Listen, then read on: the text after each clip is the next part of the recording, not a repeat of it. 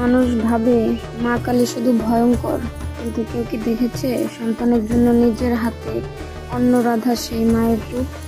মাটির ঘরে জ্বলছে আগুন, হাঁড়িতে ফুটছে ভোগ, আর মা নিজের হাতে পুরি ভাবছেন সন্তানের জন্য। এই রূপে মা ধ্বংসের দেবী নন, তিনি অন্নপূর্ণা, যিনি ক্ষুধার্ত সন্তানের মুখে অন্ন তুলে দেন। যেখানে মায়ের হাতের রান্না, সেখানেই স্বর্গের আশীর্বাদ।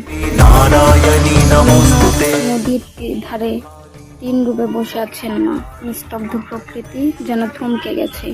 জলের মধ্যে প্রতিচ্ছবি শুধু শরীরের নয়, এ যেন আত্মার প্রতিফলন। এক রূপে তিনি শক্তি, এক রূপে তিনি স্নেহ, আর এক রূপে মহামায়া। যে ভক্ত হৃদয় দিয়ে ডাকে, মা তার কাছেই এসে বসেন। মা কালী মানে শুধু সংহার নয়, তিনি ঘরের আলো, ভোগের গন্ধ, নদীর শান্তি, আর সন্তানের শেষ আশ্রয়। যখন পৃথিবী ছেড়ে সবাই চলে যায়, তখন একজন থাকে, তিনি মা। তাই ভয় নয়, মায়ের চরণে শুধু ভালোবাসা।